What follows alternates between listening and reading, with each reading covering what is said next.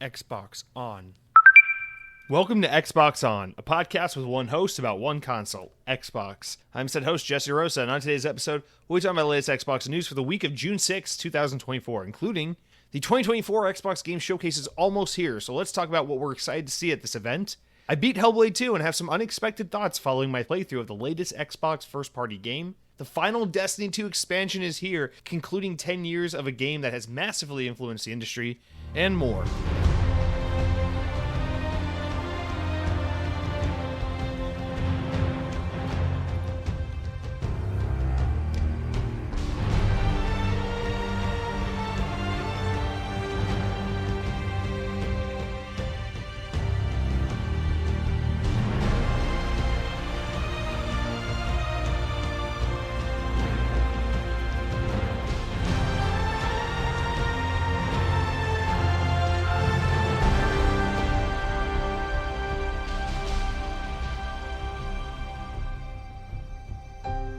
On this week in Xbox history, in the year 2013, 11 years ago, State of Decay was released for the 360 as an Xbox Live arcade game.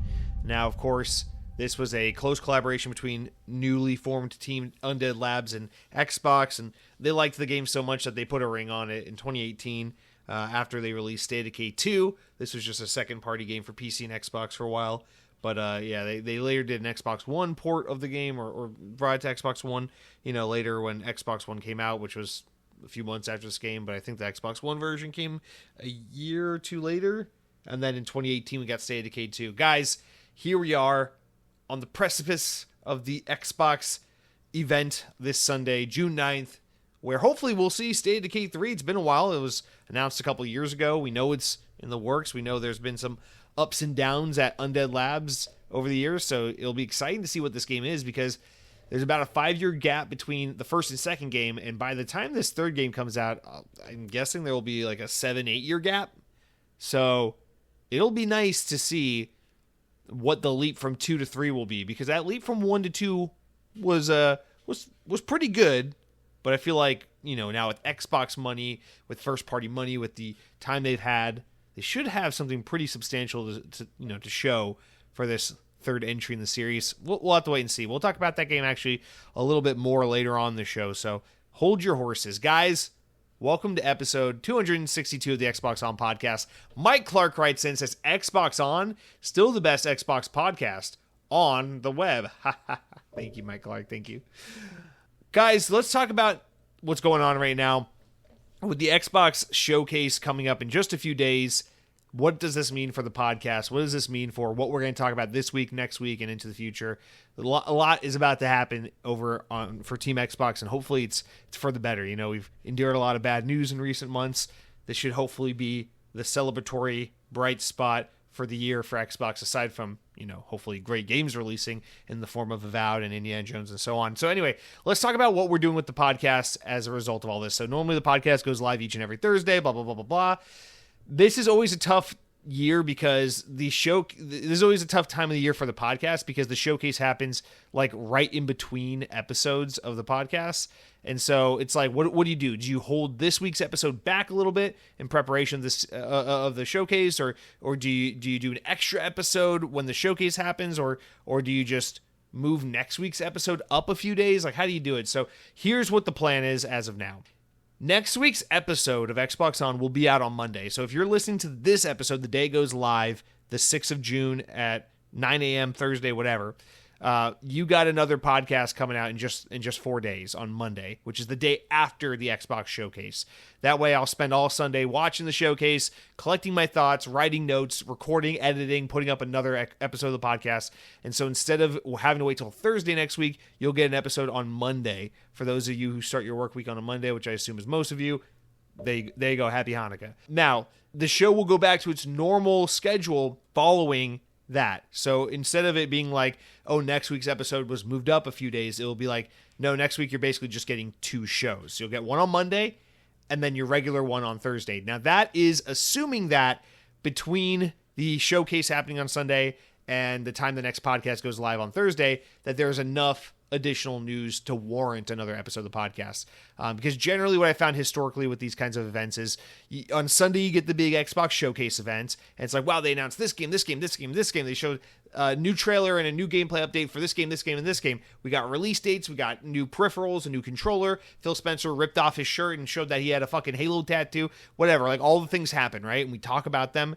But then usually in the 2 to 3 days following the event, there's a lot of follow-up news where it's like, EA boss thinks that the world is going to end by 2037, and like, oh, Phil Spencer wanted to clarify that when he said this game was coming out on Xbox, he actually meant PlayStation. So like, there's usually a lot of follow-up news. So I just want to be clear about that. Assuming that is the case, and there's a ton of follow-up stories on Monday, Tuesday, Wednesday next week, we'll just do another podcast. Fuck it. You'll get one on Monday, one on Thursday.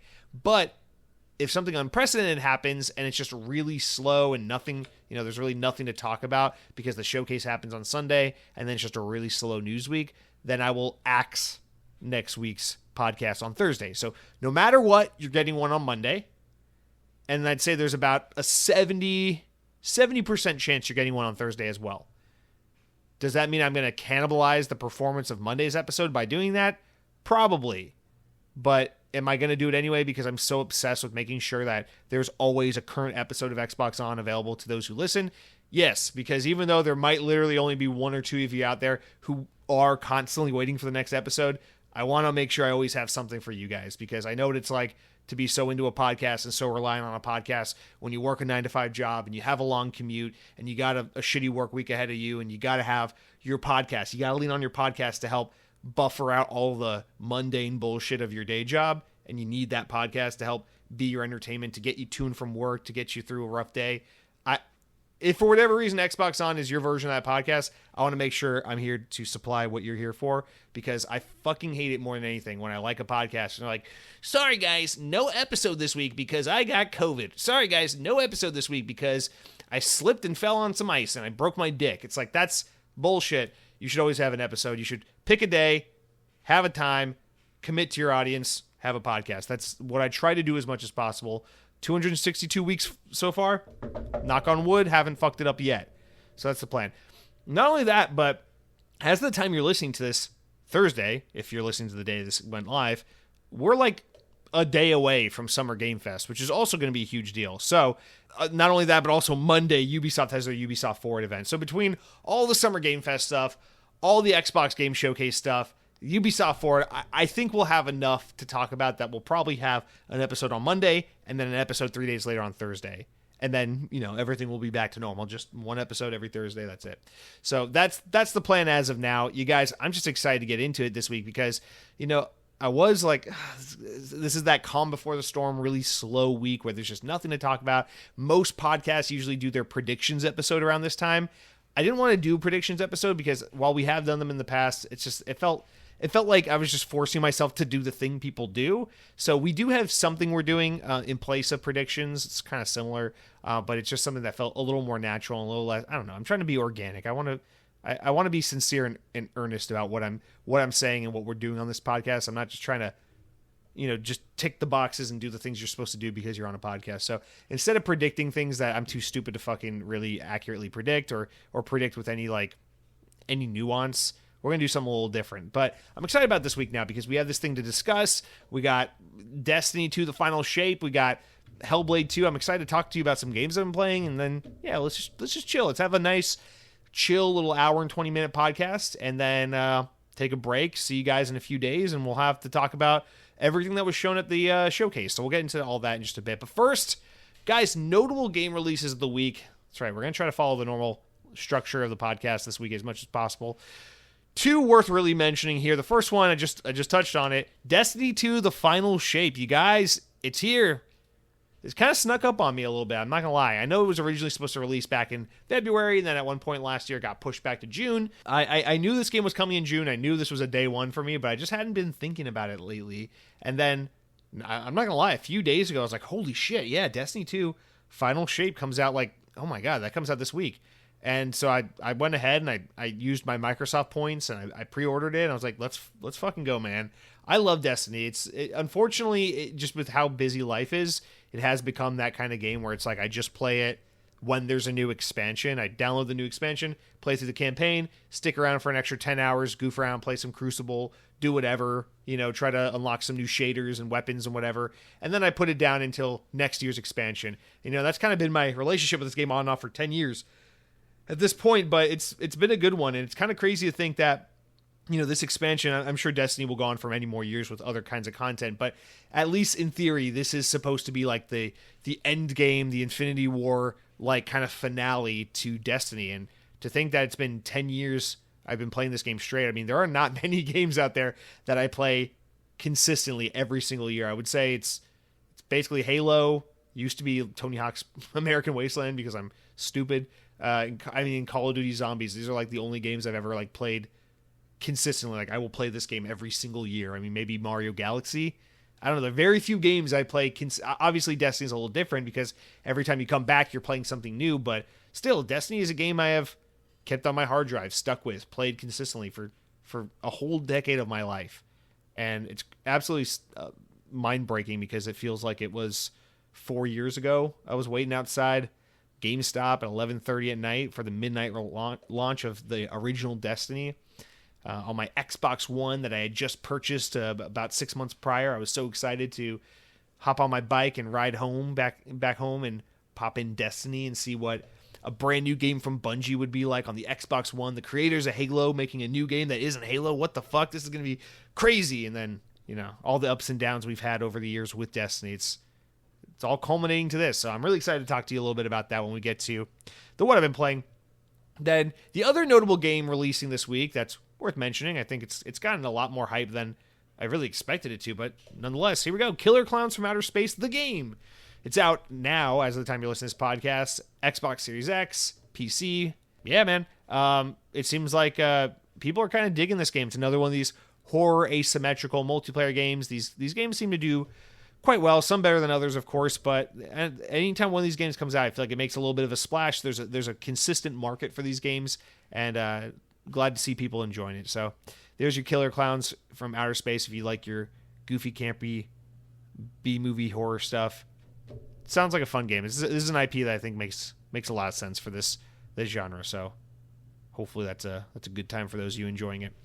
Guys, that's it for the games coming out this week that we really got to talk about, but we have so much more to say. So let's go to our mildly amusing stories, updates from previous weeks, etc., etc. I'm really looking forward to this first one because I thought we would get this a lot sooner, and it's been a little bit of a wait. But finally, I can say with confidence because it's been officially announced. Kenna Bridge of Spirits has officially been announced for Xbox consoles. Following the ESRB's publication of ratings back in April for the Xbox version of the game, developer Ember Lab have now confirmed that the game is indeed coming to Microsoft consoles. The game will be released on Xbox Series X, Series S, and Xbox One on August 15th. The Xbox version will include exclusive content, including pirate-themed rot hats, a unique Kenna staff, and a golden rot skin. I've never played this game, so I don't know what the fuck a rot is. The Xbox Series X version of the game will also get a physical premium edition, which will include a digital soundtrack and sticker sheet. So that's kind of weird that it's getting some exclusive content. I don't love exclusive content in this day and age. I don't think PlayStation players should be withheld from that content. But nonetheless, who gives a shit? It's some cosmetic stuff and not gameplay. And hey, we just talked about Destiny. That's a game where for years and years I missed out on content because I chose to play on Xbox. And Activision's way of rewarding me was by telling me I chose wrong and charging me the same amount of fucking money for less game than what my PlayStation counterpart friends, whatever colleagues were playing. Anyway, Kenna Bridge of Spirits, Kenna Bridge. Why am I saying Bridge? What the? Since when the fuck was Bridge a word? Kenna Bridge of Spirits. I've heard some people call it Kena, some people call it Kenna. I don't fucking know. I don't fucking care. I'm really excited about this game because this game came out, I want to say 2021. It was a PlayStation. Was it on PC? It's PlayStation 4 or 5 exclusive or timed exclusive. And the assumption was this game would come to Xbox probably a year or two later. I feel like it took a lot longer than I thought it would, but nonetheless, better late than never. I'm really excited about this game because it's from a new, young, vibrant studio that is clearly paying homage to the great action-adventure / character platform style games of the PS2 era, Xbox OG era. I feel like this game has a lot of Jack and Daxter, Sly Cooper, Ratchet and Clank energy mixed with some, I don't know, mixed with just kind of like the games you would see of that era. Like, I'm not saying anything particularly like any one mechanic or character or motif of the game is a direct lift from those kinds of games, but like even like Blinks the Time Sweeping Cat, if over here on Xbox, it just has that like third person action platforming adventure game, a game that's totally aiming itself at kids like 8 to 15 years old or something like that. Like, it's got that energy, and I miss these games so desperately. I'm such a, we always talk about first person shooters. It's what Xbox excels at best. It's probably the genre I play the most these days. Actually, for sure it is, but my heart has always been with the character platformer, 3D platformer, action adventure style games. Super Mario Galaxy, greatest game of all time. Anytime I get to play some kind of action adventure platforming all ages style game, it's like that's the shit I was raised on, man. Everything from Star Fox Adventure to Mario to Sonic to all the weird, what was that one? What was that fucking weird third party one on Xbox and GameCube? It was called like Slink or Sticks or the fuck was that called? Hang on. I know Ty the Tasmanian Tiger was one. That one recently actually got an HD remake. Obviously, it had Spyro and stuff like that. Psychonauts was actually a PS2 era game. Obviously now an Xbox game. Man, I can't find the game, but man, I'm remembering it in my head. Anyway, it doesn't matter. I just miss these style of games so much, and it's cool to see this little piece of this modern game that pays homage to that era of gaming, and to see it be brought forward. I never would have thought, honestly, as a kid, that these kinds of games were going to be mostly a thing of the past, save for some indie games here or there. So I don't know. I'll take these games where I can get them. I'm looking forward to Kena Bridge of Spirits. If I could complain about one thing, though, August 15th, really? Like, this is so fucking annoying to me. I want to know. Someone please tell me what is so just absolutely off the table, undoable, completely not even an option with these publishers and developers that June, July, never a fucking video game release. Always. It's like May, August, September. Like the spring game releases come to a close in May, and then you get nothing for 8 weeks, and then it's like, oh, August? Okay, August. And then September's where it really starts ramping up again. It's so annoying. It's like, I want to play this game, but there's like 7 other games coming out between August and September that I gotta now figure out where's the time and money to play all these games. Meanwhile, you put Kena out in the middle of June, early July. Fuck yeah. What, you think kids aren't on summer vacation? They don't want to play video games all day long? Get your shit together. Let's move on, guys. It looks like Xbox might be updating their box art if you buy physical copies of games still. Retail listings suggest that Microsoft may be planning to update the design for Xbox Series X boxes. Limited run games listing for Clock Tower Rewind and the box art for the Kena Bridge of Spirits Xbox version, which we just spoke about, show on Limited Run Games website a new box art where rather than putting like the Xbox Series logo like as a banner across, there's like this little green tag in the upper left corner with the Xbox logo, and then on the right hand corner it just says Xbox Series X. So it doesn't have that little white banner that peels out. It's just a little different looking, but it's more or less the same thing. Just something to point out, something to be like, huh, that's weird. Why? This is what you do on slow news weeks.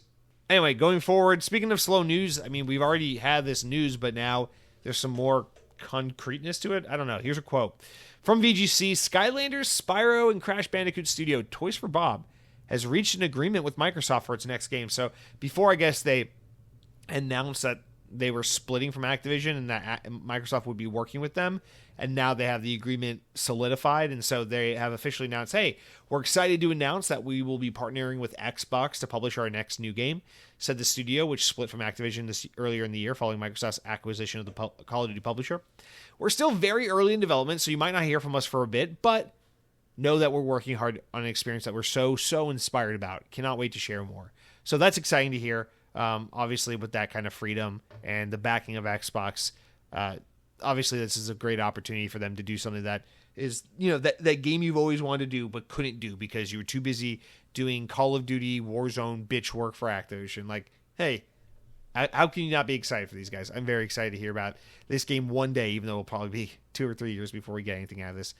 All right, and lastly here, just wanted to throw this out. PlayStation had a State of Play event last week, and obviously there's some trailers of games shown that are also coming to Xbox because not everything's exclusive.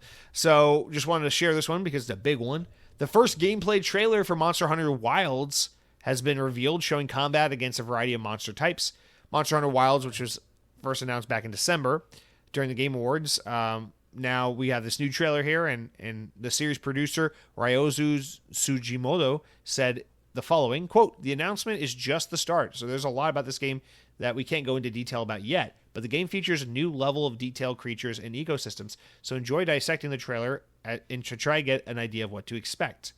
So yeah, the trailer shows new locations, new monsters, all that shit. But yeah, I mean, it's just obviously something worth mentioning because the last Monster Hunter game, well, Monster Hunter World, which wasn't the last one, but the last Monster Hunter that was a PlayStation Xbox game, not just a Nintendo game, sold like fucking crack, and people loved it. It was the first Monster Hunter game to kind of break out of that niche, kind of, popular, but popular outside of just Japan and then the weeby-ass Nintendo American kids that also like Japanese shit. So, I mean, Monster Hunter Worlds was the game that took Monster Hunter and made it like a mainstream kind of franchise for Western audiences. And so obviously this game is going to be a big deal, just kind of being the follow-up to that. And so I know people are very excited. It's worth mentioning. The trailer does look pretty cool.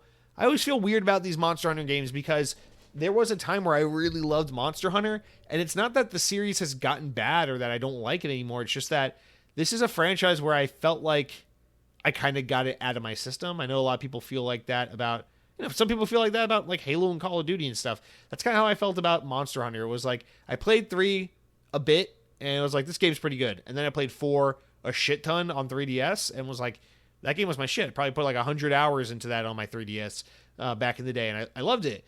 And then, they just had another Monster Hunter every year, every 2 years or whatever, and it wasn't that they got bad. It was just that I was like, I'm good. I had my fix. I had my fill. So I'm good with Monster Hunter, but as someone who played a lot of Monster Hunter at one point in time, I can confidently say Monster Hunter Wilds looks great. I just doubt I'll get around to it. I doubt it's something that's for me, but it does look great, and I understand why people are excited for it. So Monster Hunter Wild, I don't think they have any information on a release date or release time frame. Oh, wait, no, they say 2025, so sometime next year.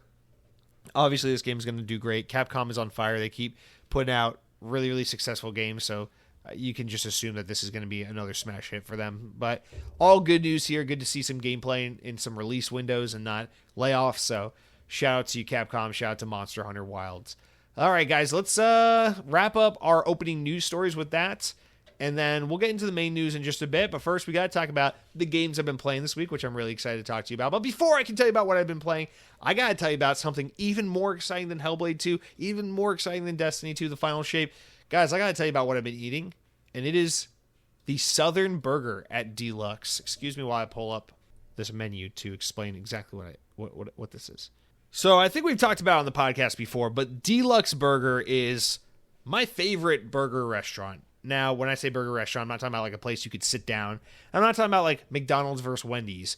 I'm talking about like, like a fast casual place where you can stop by. They specialize in cheeseburgers, your Five Guys, your Shake Shack, all these kinds of places, BurgerFi, whatever. I'm talking about, that kind of like fast casual, not fast food, not sit down, dine in kind of style, but burger focused, high quality, delicious, fatty, artery clogging cheeseburger kind of restaurant. Well, Disney actually has their own version of these kinds of restaurants, like a Five Guys, like a Shake Shack, like whatever. I'm trying to think of another big one. I don't know. There's tons of them. But they actually have one at Disney World at Disney Springs, which is like their free to enter outdoor shopping, dining, mall type complex. So Disney has their own of these restaurants, and it's called D-Luxe Burger. And I've always loved this place. As this place opened up probably about 8-9 years ago, and for as long as it's existed, this has been my default like burger restaurant. Like if I'm in the mood for an expensive like $12-13 like burger, like a Five Guys style burger, this is the place I go to if I can. That being said, I really do love Shake Shack, but D-Luxe for me just edges it out just a little bit more. Anyway, so it's actually been quite a while since I've been here, and I've been long overdue for a visit. So earlier in the week, I was doing that thing you do when you're at work where you're like, I could write this email right now, or I could see the menu at this Disney burger restaurant that I haven't been to in a year. Let me just do that instead because I'm a fucking idiot. And so I looked and I noticed they had a new limited time burger on their menu, and I was very intrigued by it. So it's called the Southern Burger. Let me read you the description. 2-press signature blend beef patties, pimento cheese, fried green tomatoes, bacon, jalapeno jam on a cheddar chive biscuit. That's right, not a bun, a cheddar chive biscuit. So this thing is just fucking beautiful. So instead of a bun, you got these cheddar biscuits. Basically, think like the salty, cheesy biscuits that you get from Red Lobster, but the size of a burger bun. And then, yeah, basically double patty smash burger with fried green tomatoes, bacon, jalapeno, pimento cheese. It's fucking amazing. They call it the Southern Burger, aptly named. I went ahead and ordered one of these bad bitches and expected it to be one of those like novelty items where I'm like, oh, that was good. I'm glad I tried it. It was fun, but I'd rather just get like a regular cheeseburger. Next time I go there, I'll just get a classic cheeseburger, American cheese, lettuce, tomato, mayo, that kind of deal. But to my surprise, this was a phenomenal burger. Like, this burger was so good. I don't know how long it will be around for.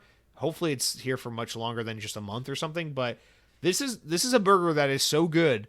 I would absolutely eat this again and again. This is not like a novelty. This is not like a one and done. Let me try that to see what all the hubbub is about, to see what all the Disney Instagrammers are talking about. This was like, no, this is a genuinely fantastic cheeseburger that I would be happy to eat time and time again. And so I bit into this motherfucker. Biscuits, soft as hell. They're like, it's like firm enough as a biscuit that it doesn't completely crumble and fall apart, but it is soft and moist enough and buttery and fluffy enough that it is somewhat flaky and crumbly. So it's like, it just kind of toes the line of being like a flaky, buttery, fall apart biscuit like you would want in a breakfast biscuit, while also being held together enough to manage to actually be a burger bun. So it kind of plays both things perfectly while getting away with it. It's wonderful.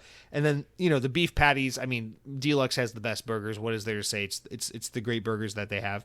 But the jalapeno jam, it is sweet, it is delicious, it is so fucking good. The pimento cheese spread on there, that's the thing I was most worried about, because I like pimento cheese. I don't love pimento cheese, but this is like somewhere between like a pepper jack meets a pimento cheese meets like an American cheese. Like, you can tell there's kind of like a blend type deal going on here. So it very much feels like cheese that belongs perfectly on a cheeseburger and not some kind of like hipster ass, like, oh, we put pimento cheese on a burger, aren't we so cool? So very good. And then if there's one criticism I have of this burger, it's just that with all the heavy flavors and the dense textures and stuff on there, the fried green tomato does kind of get lost in the mix, but it is still quite good and a nice addition. I love a fried green tomato, so I'm happy to have it there. And then, of course, it's D-Luxe burger, so they have those amazing hand-cut fries, and best of all, they have all the signature sauces there that you can dip them in. You get the curry ketchup, which is fucking phenomenal. You get the garlic ranch, the truffle aioli, all the shit, and you can just get all the sauces unlimited if you want, and just dip all your fucking fries and chicken tenders, whatever you got, in the sauces. And it's a really good time. So shout out to D-Luxe once again. You are just ever further planting yourself in my heart and in my mind as the premier place to get an incredible burger here in the Orlando area. I love you. I love you. I love you. Southern Burger, welcome to the menu. Hope you're here for a while, because I still have a lot of regret. A while back, maybe 6 months ago, they had it was a beef Wellington burger. I really wanted to try that thing. I really fucking wanted that. And I just never got around to trying it while it was there. Just didn't happen for me. And I live with regret now, because the Southern Burger was this good. Imagine how good maybe that beef Wellington burger was. Who knows? I'll never know. Anyway, so that's it for what I've been eating. Shout out to D-Luxe. I love you. But now, guys, let's talk about what I've been playing. And I'm pretty excited to talk about this week, because last week I talked about how I played the opening hour and a half or so of Senua's Saga Hellblade 2. And after years of being less than enthused about this game, I think the things I kept saying repeatedly about this game is, I'm going to play this game when it comes out, but I'm not looking forward to it necessarily. I am curious to see what they have up their sleeves, but I don't know that Hellblade needed a sequel. I know that was like kind of my reoccurring take with Hellblade. And following my first hour and a half or so with the game last week, I came in here a little despondent, a little down about the game. I was saying, yeah, this is kind of what I thought. It's a game that totally didn't need a sequel. It's very pretty, but it's very boring. And so far, I'm not really digging it, but hey, let's see where it goes. I am very pleased to say, and honestly very surprised to say that having beaten this game now, and by the way, people are a little bit over-exaggerating. I'm hearing people say it's 4.5 hours. It's barely 5 hours. The game took me about 6.5 hours to beat, so no, it's not 10, 20, 30, 40 hours. They never advertised that. But 6.5 hours, I think it's a pretty sweet length for what the game is. I think, to me, the pacing and the time felt pretty good, so I won't complain about the length. But I gotta say, having played the whole game now, I really liked Hellblade 2. And now, I don't remember Hellblade 1 perfectly. I got to be completely honest with you. It was a game I played over the course of one weekend. I thought, hey, that was really novel. That was really unique. That was really fun. It's not necessarily like anything I'm going to freak out about or like remember for the rest of my life. It's not like one of my favorite games or something super special. So the first Hellblade to me was one of those games where I kind of forgot a lot of what the game was, but I don't forget how it made me feel. And how I felt was like, I'm glad I experienced that. It was cool. Move on with your life. Hellblade 2, now I'm not saying Hellblade 2 is like my game of the year or anything. It's certainly not. But I think I like this game more than Hellblade 1, and I think it left a bigger impression, a longer lasting impression on me, because I actually, for a lot of, I'll say the latter half of the game in particular, but pretty much for the majority of the game, minus that first hour and a half of the game, I really dig this game a lot. Now, let me be honest. Worst thing out of the way. The opening of this game sucks ass, especially that first hour. The first hour of this game sucks. This game is going to, and I think the achievement data already kind of shows it statistically by who's unlocked what. This game is going to filter out so many people because that first hour is so fucking boring. It is a 5-minute video explaining what happened in the first game to catch you up to speed, which I think is needed and appreciated, but it's boring. It's not a very fun to watch video. And then it is just cinematic, no control, slow moving. Senwa's on a boat. Oh, she's coming to this fucking European isle thing, land mass. It's wet, it's dark, it's cold, it's rainy, I don't fucking know. Oh, she's walking. Now press forward on the analog stick. Walk. And mind you, walk very fucking slowly. Do nothing. Dialogue, voices in your head. Oh, Senwa, you're not gonna make it. Nobody loves you. You're a piece of shit, Senwa. And you're just like, I'm really not feeling this game. This game already sucks. I already want to buy in with all the Twitter hate, with all the YouTube videos saying, oh, this game really disappointed me. I want to be right there with all you guys because I'm not digging this game at all. But you make it through that first hour. You get into that first big combat encounter where you meet that one enslaver guy who ends up being a pretty large part of the story. Once you hit that point in the game, you're good. You're good. The game goes from, I want to fucking blow my brains out, this game sucks, it's so boring, to like, okay, this is kind of interesting, let's see where this goes. And then you make it through that second hour, and from there until credits roll, you have a great game on your hands. And I mean, like, you have a really great game on your hands. Like, if I had to go back, I'd say retroactively with my fuzzy memory of the first game, Hellblade 1, overall, my experience, the novelty paired with what the actual gameplay is, paired with how much it resonated with me and how much I cared about it and remember and think about it, 7.5, 8 out of 10, maybe. 8 out of 10 at most. Absolute max. Hellblade 2, I don't know, easily an 8, maybe an 8.5. You know, I'm trying to be a lot more generous with the first game because it's novelty and its uniqueness and what it introduces, whereas the sequel is, let's do all that stuff again, but really like play it up with really impressive presentation and a more cinematic feel and quality. But to me, that cinematic quality really does start to pay off as you make it further into the game. Because I think one of the big things that helped me with this game is in the first game, I feel like the overwhelming majority of the game is like Senwa is alone with her thoughts and all the dialogue and all the narrative happens in her head. Whereas in Hellblade 2, it's very much like there are other characters. There is a supporting cast.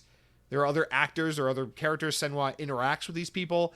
And that suddenly just made the world feel bigger and made the narrative feel more meaningful. And I just got more invested because I cared about the other characters. I cared about Senwa more when she was interacting with other people. And I cared about kind of the stakes that, you know, that they were up against.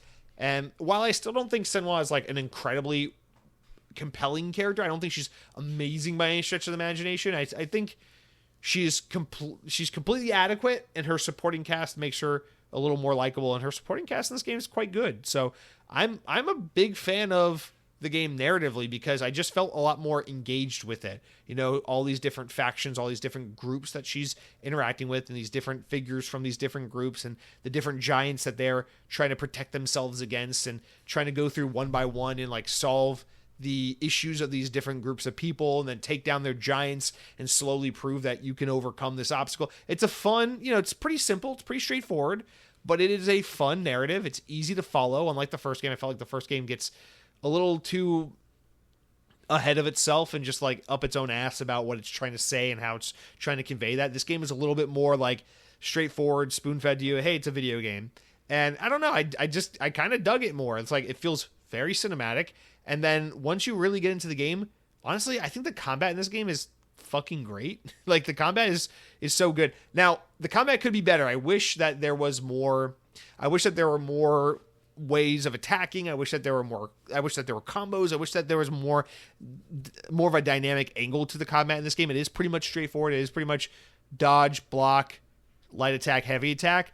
But because it's so simplified, they're able to make it so cinematic that it's like, no matter what you choose to do, whether it's block, parry, attack, heavy attack, whatever the enemy is doing, it always feels like the animation is so seamless. Like the game knew you were going to choose that mode of attack, like you were going to back up or move forward or do this, that like it always feels like you're watching a movie. This game is stunning to look at from start to finish, but I think it shines best during combat. It is insane. There was a time where I was playing and I was in like a long stretch of combat, and my girlfriend came downstairs and she's like, I seriously feel like you're watching a movie right now. Like I had to like do a double take to realize this was a video game. I was like, this is kind of boring to watch so much back and forth fighting in a movie like this with a fixed camera. But you know, the graphically, like visually, like this looks like a movie.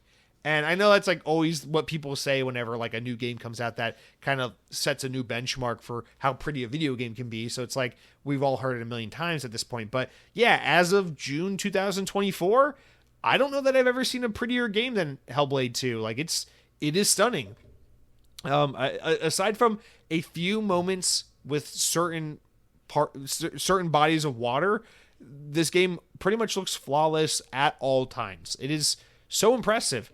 And when the game is as narratively engrossing as this game becomes after the first hour or two, and when the pacing is so, you know, it's so perfect with its tight 6.5 hours of walking, exploration, combat, and puzzle solving, like, and how it juggles those things very perfectly and balances them perfectly with just the right amount of puzzle solving before you go back to combat, and just the right amount of combat before you go to a cutscene, and just the right amount of cutscene before you go back to exploring and moving forward. And I love that this game gives you long stretches of like moving forward and exploring an environment while narrative and dialogue is happening without combat or puzzle solving, because it's like, you can tell that they are willing to spare no expense when it comes to the way they convey this story. They will let you constantly explore and engage with new stuff while you are dealing with story, while you're doing puzzles, while you're doing combat. And it feels like once you get over that hurdle of the first part of the game, this game really becomes something special. And I hate that it's blocked behind such a miserable intro, because it becomes a really, really fun game. I really love the NPCs. I think the puzzles are really easy, but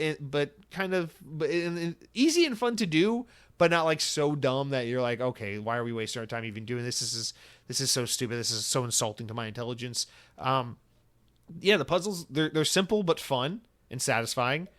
The combat is fantastic. I just wish it was more dynamic. But yeah, otherwise, I mean, I will say, my biggest takeaway, like looking back on it and saying, okay, well, Hellblade 1 came out in 2017. Hellblade 2 came out in 2024.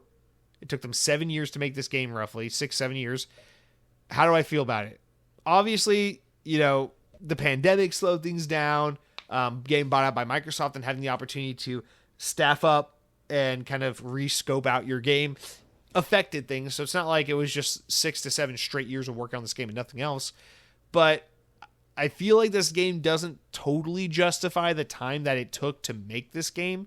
I feel like what we got here is a really fun, special game that would have been really impressive and really welcome with a 4-year development cycle at most. But I feel like this game is kind of endemic of a problem that modern gaming has in general, which is that, yeah, this game is stunning to look at, and I really enjoyed my 6 hours with it, but I feel like with the time you had, you could have made way more game and a way more engaging, compelling game if you focus a lot less on production, a lot less on trying to make a cinematic experience, and a lot more on just trying to make a badass game. And I'm all for creatives having the freedom to do what it is they want to do, but I wonder if you ask the team at Ninja Theory, hey, do you feel like the amount of money you spent and time you took to make this game is justified by the end product? Like, in other words, is this game what you would have hoped and expected to have after 6.5 years or so of development? Like, do you feel like the ends justify the means? Because to me, I feel like this is a really solid game that I enjoyed a lot in the moment, and for a weekend, it was a really fun game. The beginning kind of sucks. The game is way too pretty looking and took way too long to make. And I just wonder, could we have made this game maybe look a little more average and gotten the game out the door 2 years sooner? Like, you kind of already had the bones of Hellblade built with the first one. So what were you doing for almost 7 years? So that's kind of my only thing about this game in a negative light. I don't like the intro, and I'm not really sure if this game justifies what all it took to get here. But I do know I had a really nice weekend with this game, and once you get past that not so great opening, it's a pretty fun experience. I was pretty much on board for the whole rest of the game. I think the ending is quite nice. It's a little abrupt the way it ends, but it's touching, and I think it's poignant, and it's fun. I like that this game leaves Senua in a place where she has more of a sense of like accomplishment and self-worth, and there are people who acknowledge her more, and it kind of has more of a feel-good story to it from that point of view. And I just love, I don't know, I just love the ride. It was a fun ride, but as soon as I beat the game, delete it off my hard drive, I'm never going to play Hellblade 2 again. 6 hours, fun experience, but that was 6 hours of my life and a weekend, and now I will move on, and that is one of Xbox's first-party owned AAA studios, and that's their go. We won't see them put something out for another 4, 5, 6 years now, and I don't know. I think Hellblade 2 necessitates a Hellblade 3 more than Hellblade 1 necessitated a Hellblade 2. So if they are working on a Hellblade 3, I won't be totally surprised, but even though I liked Hellblade 2 a lot, I gotta double down, I don't think you should make a Hellblade 3. I don't think that's what people want, and I think you're putting yourself at risk by going back to the well and making another one of these kinds of games. Really good job. Not my favorite, if we're going to go back and compare it to those kinds of like narrative-driven walking sim type games, which it's not really, but it has some of that energy to it. It's not my favorite because I don't feel like the story like emotionally moves me in a way like Gone Home or Virginia did or something like that. But it is a game that is very unique, and it does what it sets out to do quite well. Definitely with some stumbles and hiccups, but overall, I'd say Hellblade 2 is a great time if you're a Game Pass subscriber. Like, if you're just looking for fodder or for new experiences from Game Pass, for more value for your subscription, I think Hellblade 2 is such a perfect game in service of Game Pass. But for $50, I'd say wait for a sale. I'd say wait for it to be $20, $30. But I think the game deserves, the high marks it's getting. It's getting pretty much like a low 80s kind of score, which I think is a great score, and it's pretty appropriate for what the game is. Is this the heavy hitter, critical darling that Xbox desperately wants to have? Absolutely not. But it's a good get for Xbox. Let's just try to be a little more efficient with our resources and time next time. Would be my only hope, because I want to see Ninja Theory make it. I like Ninja Theory. I know they're capable of great things. I don't want them to go the way of Linkin Park, where they're stuck saying what have I done? Oh wait. Lead singer Linkin Park sorry, not trying to be, I just realized that guy killed himself, so wasn't trying to make that kind of joke. All right, let's just move on. Guys, there's another game I've been playing, a little bit. Destiny 2, the final shape. So last night, as of the time I'm recording this, the game came out. I got home from work. I said, let me play some Destiny 2. I hopped on this bitch, excited, feeling pretty sentimental and nostalgic, and it's a big moment because, like I was saying at the top of the show, Destiny is a game I've been with since day one. I bought the first game. I was there at midnight at GameStop to pick up my copy. I remember pre-ordering the special edition with all the DLC and everything. I'm a diehard Halo fan, of course. I'm gonna be there day one for whatever the fuck Bungie's doing next. I was so excited for Destiny. And I remember being pretty confused and mixed on Destiny at first. Like, the moment-to-moment gameplay is so good, but I don't really understand what this game is or how I'm supposed to play it. And it took me a long time to really figure out what the fuck I'm supposed to do with Destiny. And I remember when it first came out, I liked it, but I didn't love it. And I played a decent amount of it, but then I kind of moved on. But then around the time House of Wolves and Crota and all these expansions came out, and then, of course, by the time Taken King comes out, I was like, okay, I feel like I'm starting to get what this game is a lot more, and I remember coming back to it quite a lot and really loving it. And I think, actually, House of Wolves was my favorite DLC from the first game. But then when Destiny 2 came out, and ever since then, I've just been like, yeah, I fucking love Destiny. I've just always been there for it. Like, when I love Destiny, I'm playing it. When I'm kind of indifferent, just kind of, it's okay, I'm still playing it. I'm always enjoying whenever there's new Destiny, I'm always there for it. And it's just always been a good time. Some expansions are better than others, but they've all satisfied my craving for some excellent first-person shooting fun. So, it's kind of like a big moment coming into final shape, and they're playing it up a bit. You're going back to the DMZ or whatever, and like you see like where the first game started and everything. It's like, fuck, I can't believe, holy shit, it's been 10 years since 2014. Like, where the fuck is Avicii at? Speaking of musicians who aren't here anymore, it's like you get all nostalgic for 10 years ago. I didn't even realize it had been that long. But yeah, man, it's crazy. It's been a while, and this game, this expansion, this new campaign seems like it's gonna have some good payoff. Hopefully, I'm 2 missions in. I beat the first 2 missions. First of all, opening cutscene, excellent. It's like an 8 or 9 minute cutscene. It's awesome. Sets things up beautifully. I'm so hyped. I'm so in. First mission, the game bugs out and kicks me back to kicks me back to orbit after that opening cutscene. Kind of kills the momentum. Hop back in, restart the game. We're good. Play that first mission. First mission is so fucking awesome. Visually, this game looks a little bit like Halo 4. I gotta say, some of the art choice in this game, some like the animations, art choices, and things, I'm like, there's some Halo 4 and 5 energy in what Destiny has become over the years. And it sucks because it's like, oh, Destiny can have an evolution of art style over time, but Halo's not allowed to, because when Halo 4 and 5 looked as sexy as they did, people bitched and moaned, and then we got Halo Infinite, where they tried to go back and mimic Halo 2 and 3, and well, look how that game turned out. Side note. Anyway, first mission, fucking awesome. Second mission, also awesome. End of the second mission, get booted back to the menu after the cutscene. I look on Reddit, what the fuck's happening? Come to find out, the game's having some serious day one server issues. So I was like, you know what? I'm just gonna stop playing, and I'll come back to it this weekend because I don't want to have a patchy, beat up experience. I want to just play through this game and enjoy it. It's the last big expansion for Destiny as we know it. So let me just savor this. So first 2 missions, I liked them a lot. The new subclass, I guess it's not technically a subclass, like it's a class that goes over your subclass. It's a new thing altogether where you combine the light and darkness.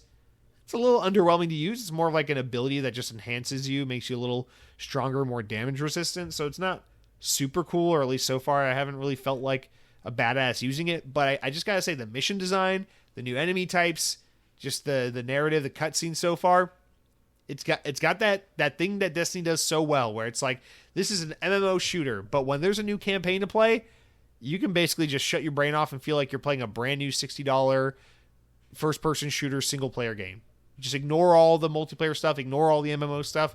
I'm just playing this like it's a brand new Halo game right now, and it is a blast because Bungie are still the kings at first-person shooters. They do it better than anyone else still to this day, and so I'm really enjoying the gameplay so far. I'm excited to get back into it this weekend and just eat this shit up, actually. Just get through it and enjoy every second of it, hopefully. I'm really hoping it has a satisfying ending.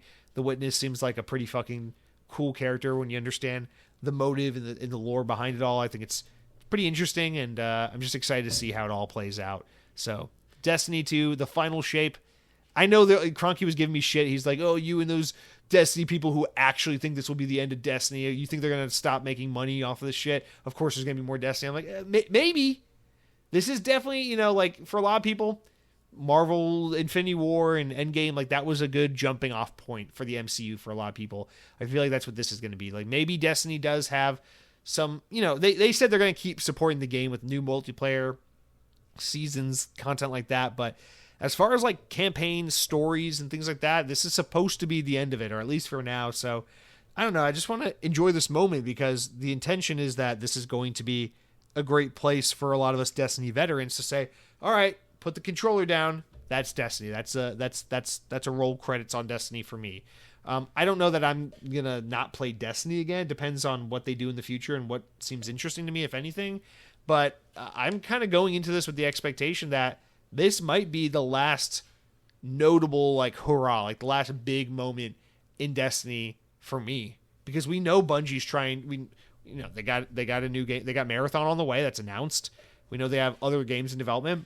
If those games hit, you better believe they're going to move away from Destiny, because Destiny's losing players. Destiny's losing or not making the money it once did. So they're looking to move forward. I'm sure they'll keep Destiny around as long as they can if it continues to sustain a sizable player base, but the franchise has been kind of shaky the past couple of years, so who knows? Maybe this is the end of Destiny. I don't know. But either way, so far I'm liking what I'm seeing. I'm excited to play it when the servers are a little more stable. Hopefully that's now. Yeah, shout out to Destiny, shout out to Bungie, shout out to Ninja Theory and Hellblade. That's it for what I've been playing, guys. Let's take a quick break. Not really much news to talk about here, but we'll get into some small news stories, some thoughts and hopes for this Xbox showcase coming up in a few days, and get into some of your comments and call it a week. So let's take a quick break. All right, so let's start off by talking about this showcase, Summer Games Fest, all this stuff, kind of what the schedule is. We touched on it earlier in the show, but let's outline it real quick so we can have that in mind as we talk about our hopes and aspirations for the show, I guess. So, yeah, on Friday, June 7th, so the day after this podcast goes live at 5 p.m. Eastern Time, Summer Game Fest will take place. This is the big Jeff Keighley event. Think the Game Awards, but for the summer version without awards, just announcements. It's kind of the replacement for E3. So this is a big deal. This will be something to look forward to and watch, and there will no doubt be some exciting game announcements and some release dates and new gameplay trailers for some previously announced games. This is going to be a good one. I'm excited about this one. Then the next day, you get a fucking break. Take a deep breath. The next day is Sunday, and that June 9th, and at 12 p.m. Eastern Time, so that day at noon, that's the Xbox Game Showcase plus Black Ops 6 Direct. So that's the big one for us. That's the one where we're all going to get our Nazi zombies fix with Black Ops 6, and we're going to see fucking Gears 6 maybe. Hopefully it will be the Xbox Showcase of sixes, 6, and then maybe Phil Spencer will come out as a 6-year-old boy, and then it'll be the number of the devil, 666, Black Ops, Gears, and Phil, and then the devil will come out from beneath the ground and say, death to PlayStation. He will eliminate all Xbox games from the PlayStation platform, and then people they'll be forced to buy Xbox hardware, and then Xbox hardware will soar off of shelves, and then we will be the supreme platform. I don't know. Who knows? We'll see how it goes. And then the next day, Monday, June 10th at the 12 p.m. at the Eastern Time. Nope. That's Pacific Time. 3 p.m. Eastern Time, Ubisoft Forward. That's the Ubisoft event. They're probably going to... Spoiler alert, new Far Cry, new content for X-Defiant, a lot of looks at Assassin's Creed, something with Rabbids, and... Oh, how could I forget? Just Dance, of course. I don't know. That's Ubisoft's Forward event is generally pretty underwhelming, but here's hoping that maybe it doesn't suck this year. I guess nothing from EA, huh? EA used to always do stuff. I really hope we see Dragon Age Dreadwolf at Summer Game Fest so we can finally know if that game is real or not. Anyway, so that's your schedule. Friday, Summer Game Fest. Sunday, Xbox Showcase. Monday, Ubisoft Forward. And we will be talking about Xbox extensively on Monday when I release another episode of the podcast. And then Summer Game Fest and Ubisoft Forward. For sure, we'll talk about that Thursday next week. Maybe even a little bit Monday, depending on how things play out. But that's the schedule. That's the plan. With that said, you guys, as I mentioned, actually, I want to throw this out real quick. Jeff Grubb, who's almost always saying good shit, dropping big nuggets of information. The Giant Bomb guy, Jeff Grubb, he did the Kind of Funny Games cast this week, and he said that he's hearing that the Xbox showcase is going to be about 2 hours long. It will include roughly 30 games, including games that have never been heard of before. He said at least a handful, which is actually kind of a little disappointing to hear him say a handful. I would like to hear him say a decent amount of games you've never heard of, because that would be nice to get a lot of new games. But at the same time, 30 games, Xbox has about 45 games that are announced with no release date or gameplay demos, so maybe this is a good thing, a mix of both, right? Anyway, just wanted to throw that out there. Thank you, Jeff Grubb, for the little nugget of news. That being said, what I want to do here, because in years past, we've done like a predictions episode where I'm like, write in your predictions. What do you hope to see at the Xbox showcase? I didn't really feel like doing that this year because it just felt like I was, I don't know, following a trend and not like doing something I wanted to do because I just wasn't really in the mood to predict. I don't know. What am I going to predict here, huh? I predict Phil Spencer will grow out his mustache and we will all find out when he jumps on stage. I don't have anything to say. So Cronky actually took the liberty of writing in and be like, fuck you, I'll do my own predictions anyway. So he wrote in with his top 10 predictions for the game showcase, and then Mike Clark wrote in and said, hey, fuck you, I want to do my own too. So we got some predictions from you, the audience, which I want to go through and kind of dissect. I think that'd be a little fun to do. But then I wrote my list of 10 things that I hope or I'm looking forward to seeing. So this isn't 10 predictions, but rather 10 things that I think we can safely assume will be there. I'm sure at least 90% of what I have written on this list is going to happen. But just things that I'm looking forward to seeing. So the reason behind these is, there's a lot of games on the horizon, a lot to remember. So you might not be remembering at the top of your head all the Xbox games that we're looking forward to in the coming years. So this is a list of things that I think realistically we'll see at this event. That I'm just, reasons I'm excited to look for to see them, or just just games that I'm sure we'll get more of that I'm just really excited about. So it sounds a little mild, but we'll get into it, and I think you'll have a good time talking about this. So let's start off with Cronky's 10 predictions. He says, here are my top 10 predictions for the showcase Sunday. Number 1, no contraband. It's scalebound vaporware. Get over it. Number 2, Plague Tale 3. The plague returns harder. Number 3, Gear 6, but plot twist, JD and Dell are fine. Kate is a werewolf after all. All right, well, we're not going to talk about your Gear 6 prediction, because even though you're saying it in a joking manner, you are kind of alluding to the big spoiler at the end of Gears 5, so we'll just skip right over that, but let's stop for a second. Plague Tale 3, I feel like that could be a real one. I feel like that could be very much announced at this event, although I didn't play Plague Tale 2, so I don't know if it ends in a way that doesn't allow for there to be a third, but my assumption is that there will be a third. No contraband, it's scalebound vaporware. I have to disagree with you on that. I think contraband's happening, so agree to disagree. I don't know if we're going to see it, but yeah, I guess what I'm saying is I don't think you're totally wrong, but I'm not as far over this game as you are, or I'm not as quick to write it off as you are. I think there's still a chance. All right, you said number 4, Black and White 3, but the hand you control is Phil Spencer's. I love that idea. Yeah, your cursor is the hand of God, but it's Phil Spencer's hand. I love it. Number 5, Halo Recon, the original name for ODST. They will bring it back in a desperate attempt to get the Halo fan base to stop tormenting them. I fucking wish, but I don't think you're getting any Halo spinoff anytime too soon. But man, that'd be nice. Number 6, Double Fine is making a weird text-based adventure game that makes you go, who the heck is driving the Xbox ship? No, they're not. All right, do you have any serious predictions here, Cronky? Number 7, a new expansion for State of Decay 2. Honestly, at this point, that might make more sense than State of Decay 3, since that game's seemingly trapped in development hell.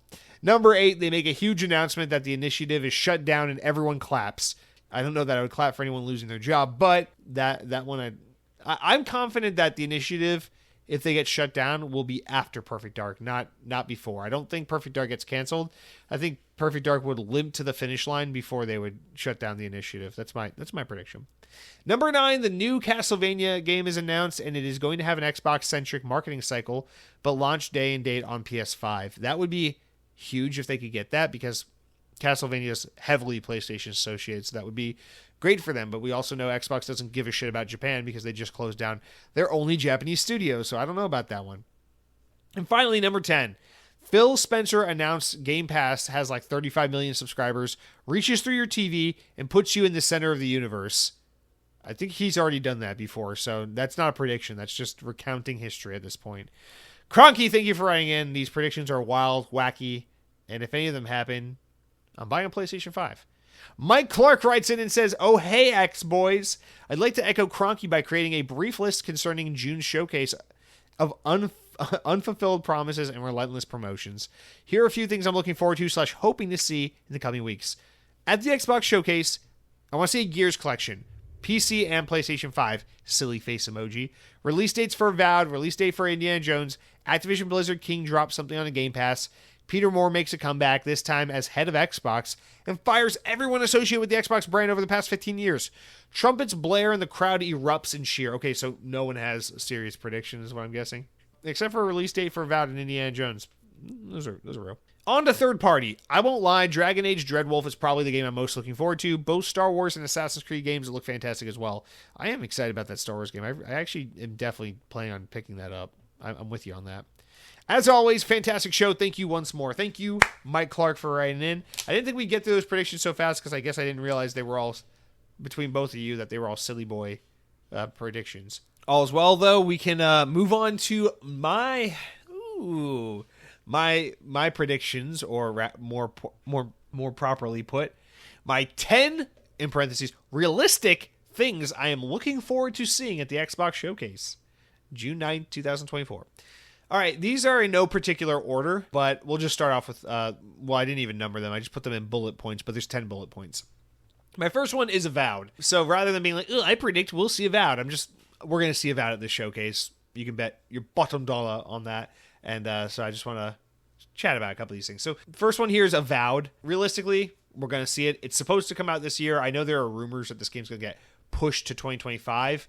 I think there's a fair enough chance that happens, maybe 40% chance that happens. I hope it doesn't have to happen, but if it has to happen, I hope it happens, you know? But Avowed, I'm ready to see extensive gameplay, not just a trailer that shows gameplay, but like, just show me some like legit gameplay. I really want to see this game in action. I want to see people like traversing the world and seeing what this game has to offer outside of just like a snippet of combat or a snippet of some guy pulling his hand out and spell casting or something. Like, I'm very excited for Avowed. It is still my number one most anticipated game this year. If you told me 5 years ago that my number one most anticipated game this year is going to be a Western-style first-person RPG game, I'd be like, you're dumb, stupid, and gay. But a lot has changed in recent years, and yeah, even Black Ops 6 is not enough for me to say that Avowed is not my number one most anticipated game, because it absolutely is. I really am looking forward to Avowed. As someone who really liked Outer Worlds, someone who really liked Starfield, really liked Skyrim, just really found a love for these kinds of games in recent history. Hello, Wasteland 3, my favorite game I played this year so far. I'm just really looking forward to Avowed. I have a lot of appreciation for Obsidian, and I have a lot of faith that this is going to be a game that's going to deliver for me. So I'm just very much looking forward to that. The next thing I put here was South of Midnight. So we've had a tonal cinematic style trailer for this game, like a little tease. Not really a cinematic trailer, like a tease. But I'm ready to see this game. I want to see gameplay. We're told this is a third-person action-adventure style game. We're just talking about Kena Bridges Spirits. Listen, man, I don't have a lot of... I don't want to say respect, because that sounds mean. I don't have a lot of opinion at all about Compulsion Games. They are a small team. It's only made 2 games, and they've never had the money to really be able to execute on what they want to do. Their first game was more of a platformer-style game. Their second game was more of this rogue, procedurally generated kind of thing that looked really cool on paper and ended up being something I couldn't get behind. So I feel like this is a team that, who knows, maybe they're phenomenal, but I just feel like South of Midnight will be their first opportunity to have the time and the money and the resources to really prove to the world whether or not they are a developer capable of making something super compelling. Although at the same time, I don't think you should necessarily have to have money and time to be able to put out a decent game. If you are good at developing games and you use your resources wisely, you should be able to make a good game, whether it's Skyrim or, Celeste, Good games come in all shapes, scales, sizes, whatever. Anyway, I'm really looking forward to seeing South of Midnight because we've never seen gameplay of this game, and from what we understand, there's no news is good news. This is one of the teams at Xbox Game Studios that isn't constantly in the spotlight for development hell and issues at the studio and all that. So you'd assume this game's coming together relatively well, and that maybe this game's ready to launch next year. I would hope at this point they're ready to launch this next year. I mean, this team got acquired in 2018. It's time to fucking go put out a game. But also I'm excited about this game because tonally and aesthetically, this game looks awesome. It's got a very kind of like Leica stop motion animation, kind of cool animation style look to it. And then also I just love this kind of like gothic bayou, southern, like Louisiana kind of dark, broody Tim Burton look it has going for it. I think it's a really compelling combinations of inspirations that could make for a really compelling game visually and artistically. And then on top of that, of course, the thing I'm always talking about, we were just talking about it. I want more third person action adventure style, all ages E10 type games. Like this game sounds like it could be that. Let's fucking go. And not everything needs to be some super mature, robust, like cinematic experience. Sometimes we can have the third person action adventure game for, tweens, teens, and all the old men up above. And so I'm really looking forward to it from that point of view. Also, Xbox desperately needs some diversity in their portfolio as far as like gameplay and genres is concerned. Last week PlayStation had that State of Play event, and they ended their showing with the announcement of this new Astrobot game, this new like action platforming Astrobot game that actually looks so fucking badass. Like I mean this with full sincerity. I think it is the best looking PlayStation 5 game I've ever seen, not like graphically, but like in terms of just how cool and fun that game looks. Like I'm really jealous of that Astrobot game. I would love to play that. And not to say that South of Midnight is just like Astrobot, but to say that much like how this new Astrobot is exciting and it's got a lot of people interested because it finally adds a palate cleanser, some diversity to PlayStation's lineup that is so grim. PlayStation's lineup is like, how many dead children can we throw in a fucking game? How many cinematic third-person action games we play as a gruff old man can we fucking do? And Astrobot goes, fuck that, we're doing Mario with a cute little robot. And I'm like, yeah, I want to play that game.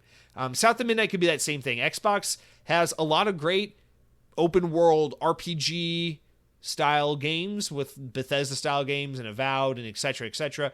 It has tons of great shooters, has tons of great M-rated content.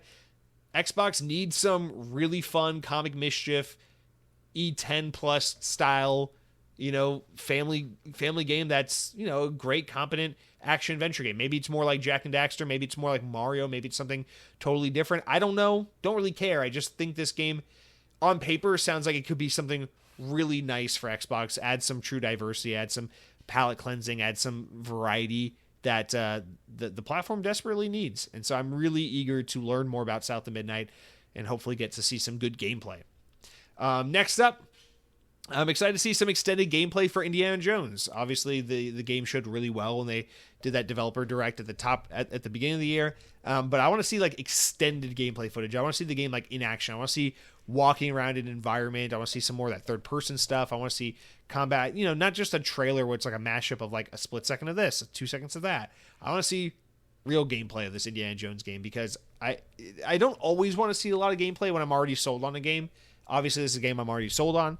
But I don't know. I feel like this is the example where like I kind of just want to see, I'm just really curious like how this game looks and plays moment to moment. And I want to see what they've cooked up over there at Machine Games because this game is it looks like it's going to be really, really quite good. So I want to see more of that. Next up, I want to finally see Fable gameplay. I don't want a teaser trailer for Fable. I don't want a trailer that technically has gameplay, but it's so cute. Look at its gameplay. I guess you're really complimenting us with your insults because I guess the game looks so good you thought it was a cutscene, but that's actually gameplay. I don't want any of that shit we had last year. No. Show me real fucking gameplay, a gameplay demo. Show me a guy like, in the world of Fable, you'll be able to equip elixirs and potions and like have a guy run around and show you the HUD and show you the combat and give you a feel for what the moment-to-moment game is like and not just a sizzle reel trailer or some commentary or story shit. Like, I want to see this game in action because this game is a game that is like positioned to do well and everyone assumes is going to be great, but Actually, there's a lot riding on this game, and a lot could go wrong because, I mean, you have fucking a team known for making excellent racing games making this, and that's not to say they're not capable of doing this game. It's just to say that, this game is a huge unknown quantity and a huge risk, and it's bringing back an IP that people love so much. I feel like there's a lot to this game, and it's like I'm tired of beating around the bush and being cute about it. Like, let's see the fucking game. And not only that, but like, it's time for this game to come out too. So like, let's chop, man. Let's get a fucking release date on this thing. Let's see some gameplay. I'm all for developers taking all the time they need to make the game they want to make, but at the same time, I'm not blaming Playground Games for taking too long. I'm kind of blaming Xbox for revealing the game too soon, not managing the project well enough to get this game developed in a reasonable time frame. Like, just something's going on with this game, and let's see it. Let's fucking see it already, okay? We see you got something there in your desk. I'm the teacher. I'm telling you, pull it out. Show the class. What do you got? What do you got there? Let's see Perfect Dark. Or let's see Fable. Speaking of Perfect Dark, that's my next one. Let's see some fucking Perfect Dark gameplay. I think this game's coming out. I don't think this game's vaporware. I don't think the initiative gets shut down now. I think this game... I think there's a chance the initiative gets shut down and scrapped, but especially with that new Activision team being formed to make new IP, I feel like that's Xbox's way of saying those guys can be what we thought the initiative would have been, but failed to be. So maybe that new Activision team is going to be the thing that replaces the initiative, but I think as long as Perfect Dark is in development, the initiative is safe, and then after Perfect Dark launches, that's when we see if that studio gets to live to see another day.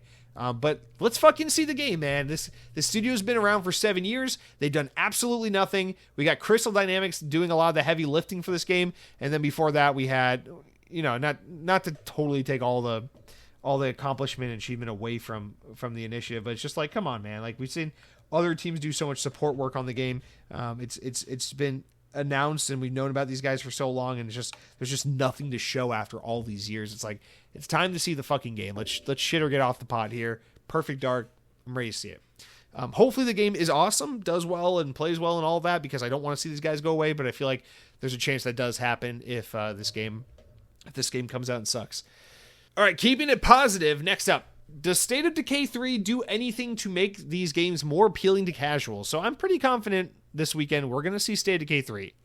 I think the game's probably ready for 2025 launch. It's been a long time coming. We know the game's had ups and downs to development, but I'm sure they're at a point now where things are looking good and we're ready to start to market this game and remind you that, hey, this is a game that's coming in the next 12 months or so for Xbox.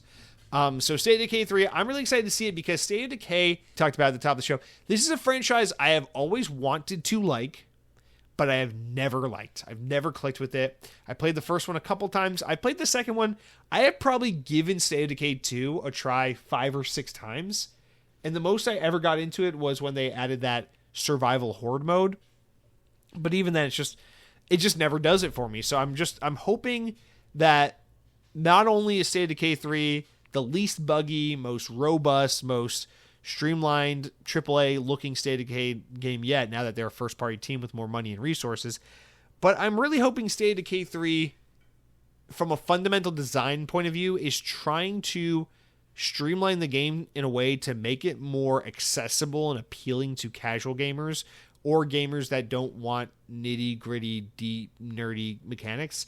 Because I think the thing that really throws me off with State of Decay is, like, I want a fun open world zombie game, but the game constantly is like, oh, don't forget resource management and build this, and you gotta survive the night and stuff. I'm like, the resource management, the RPG mechanics stuff, like the survival aspect of the game, it doesn't do it for me. It's a little too much. Filling up the gas, all these things.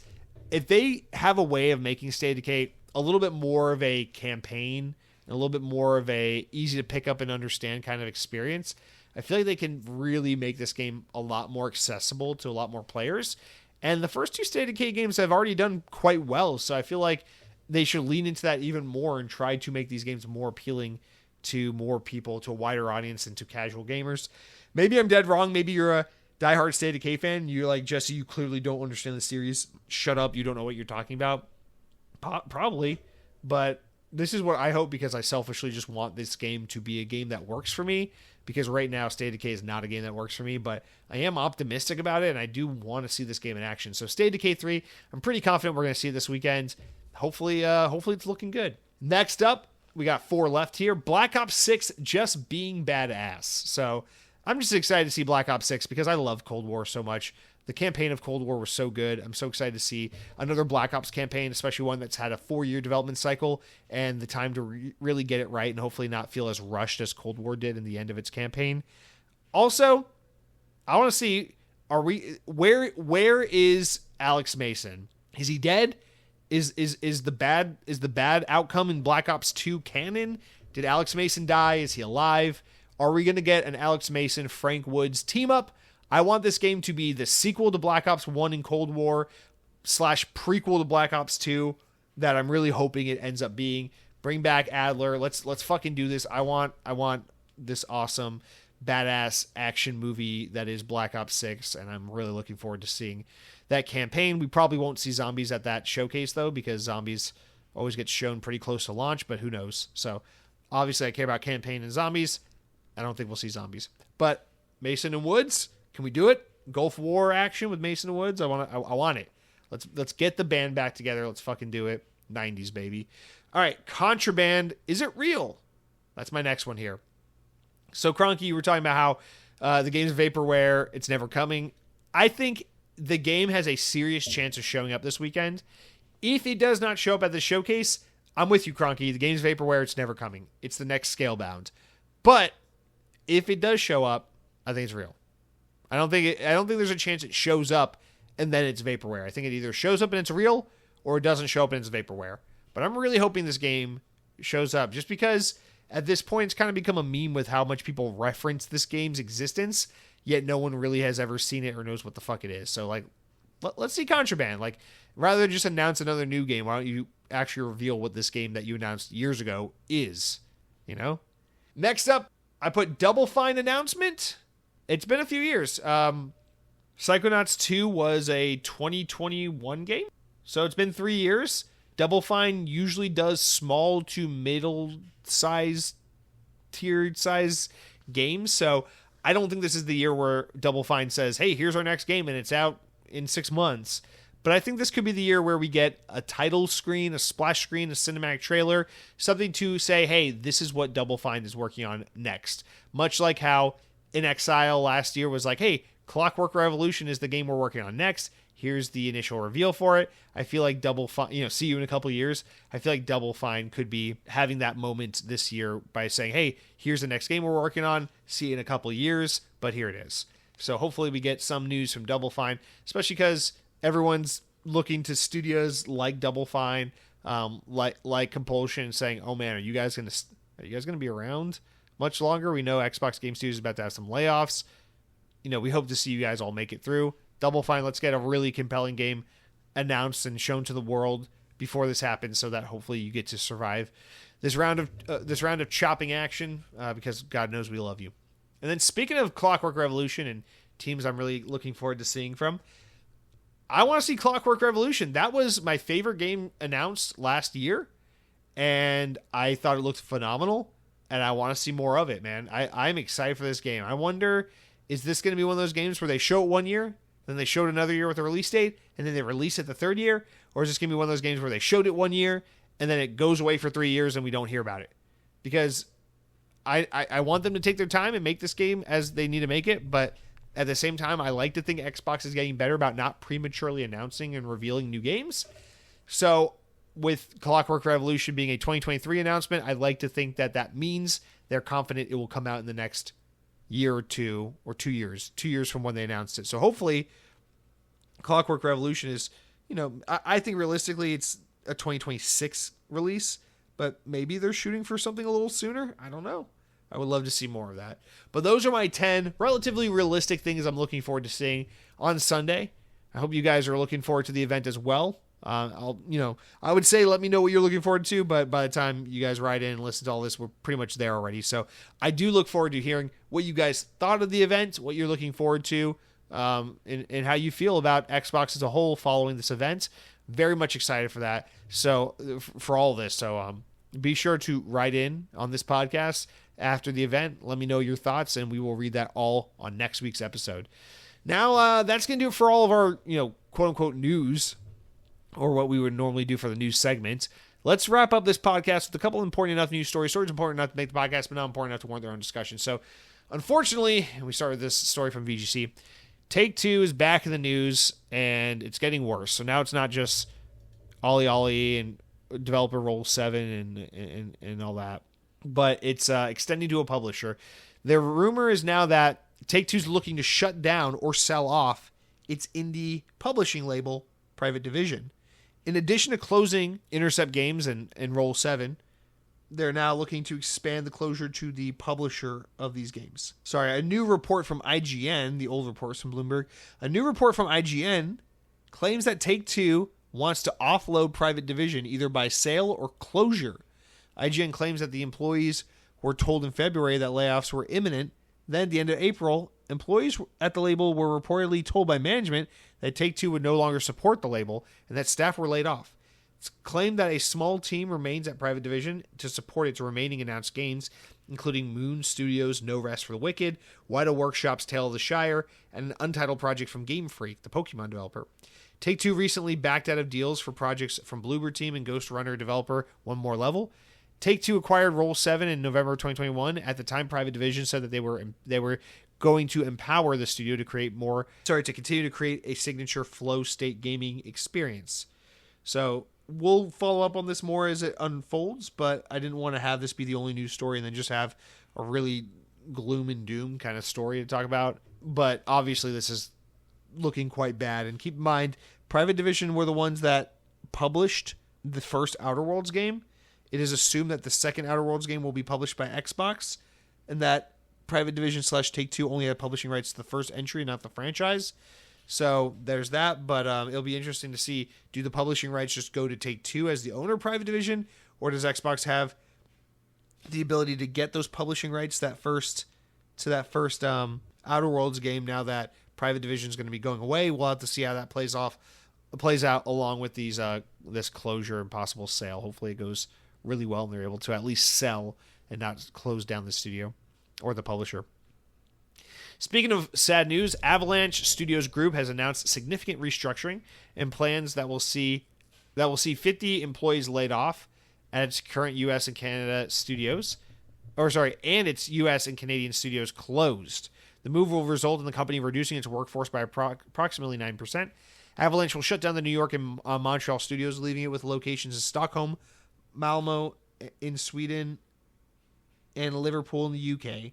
Quote, "This is an exceptionally difficult decision, but we believe it's necessary to ensure the stability and sustainability for our company," Avalanche said in a statement. "Our focus is on supporting Avalanche through this challenging time. We're grateful for the invaluable contributions to those of those who remain committed to creating incredible gaming experiences."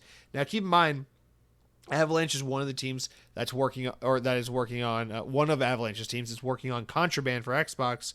So it's assumed that will be okay because it's a game in development, and that the teams that were most likely affected were probably the ones that were in between projects, but I don't know.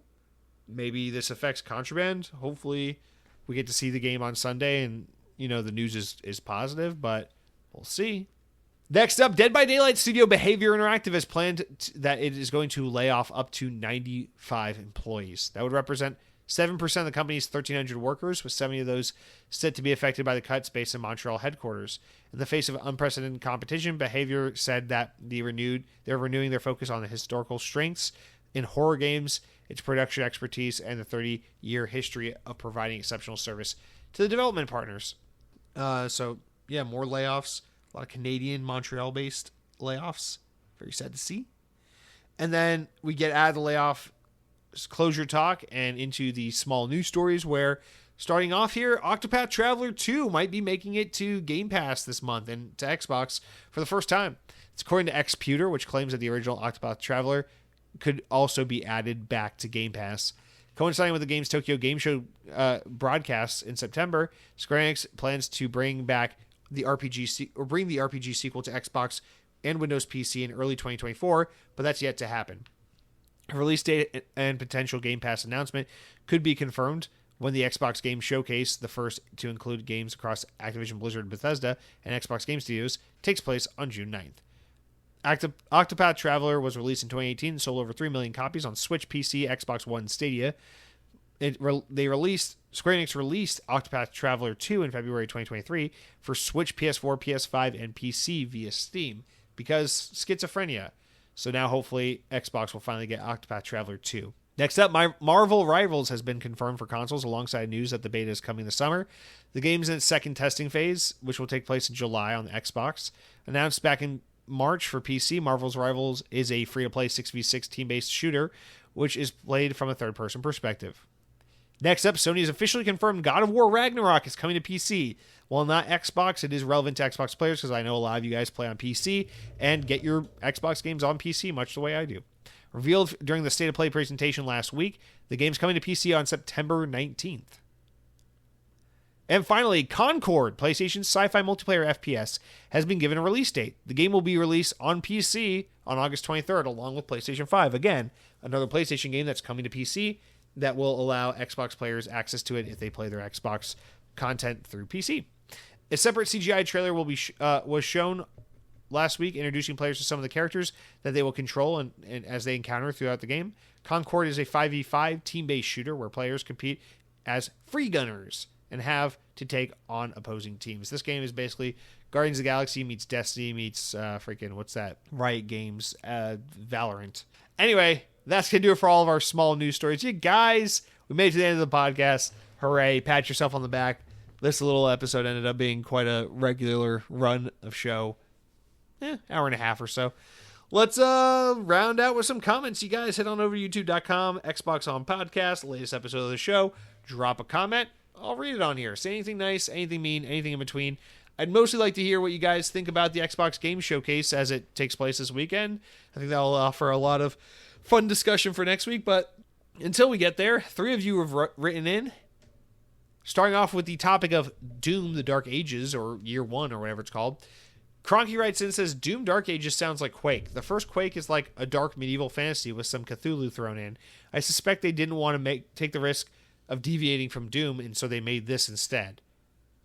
Regardless, that's a good theory, but regardless, the game sounds awesome. Although I really did want them to make a Quake game. I think hopefully that rumor of Machine Games working on a Quake game is really in the works because I want that game very badly.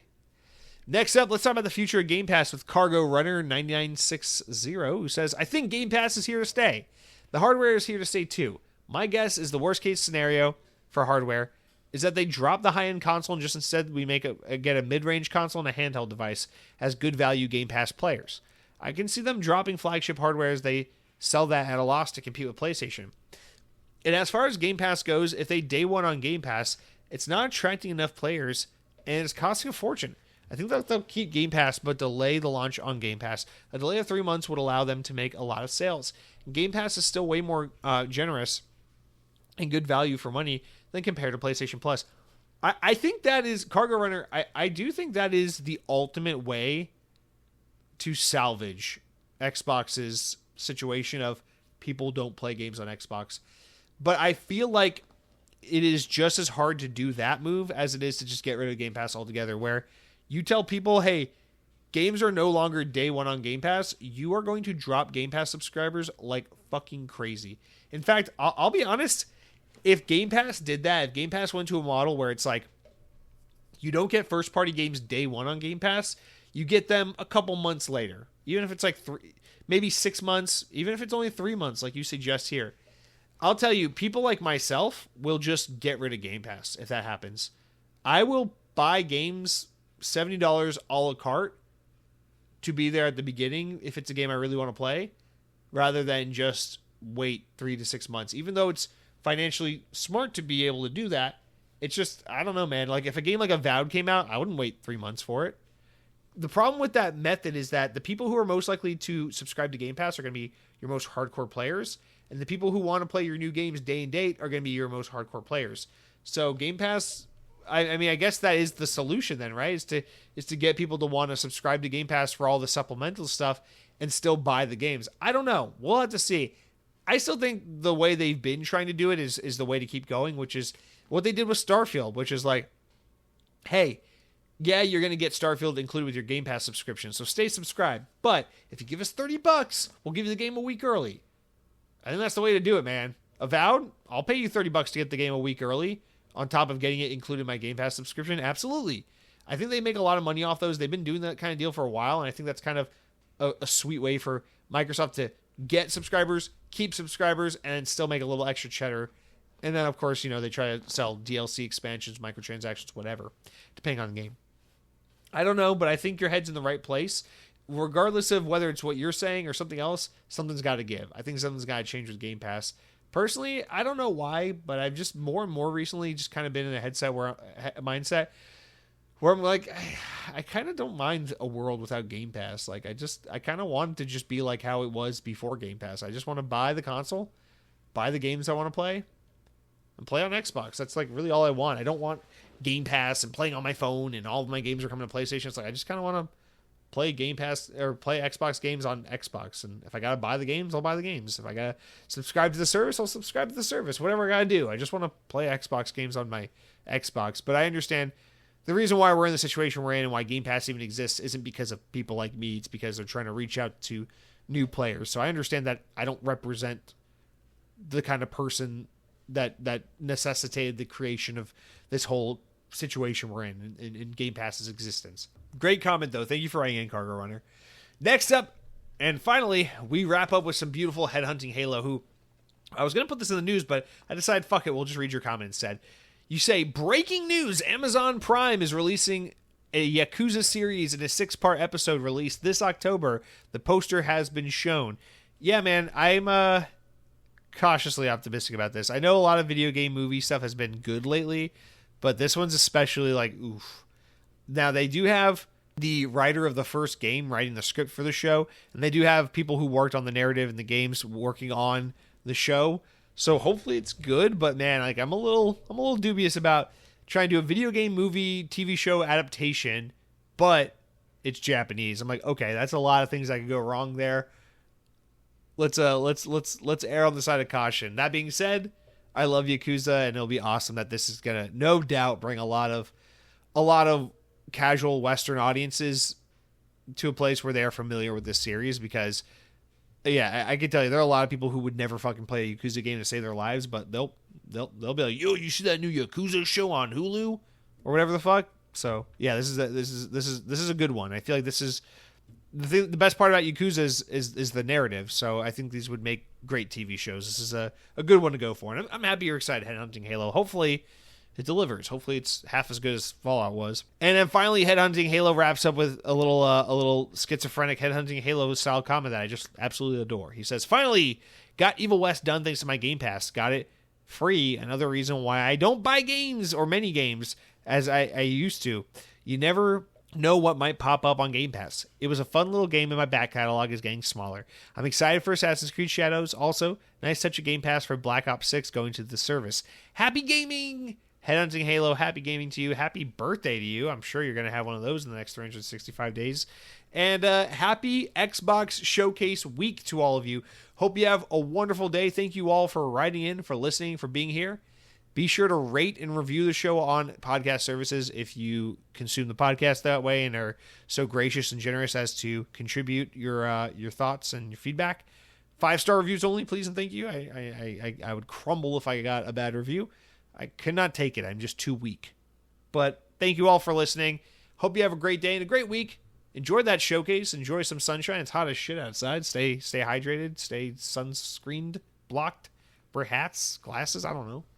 But be well, be good. Take care of yours, those you love, your chickens, all the things. And until next week, don't be dumb. Power your dreams.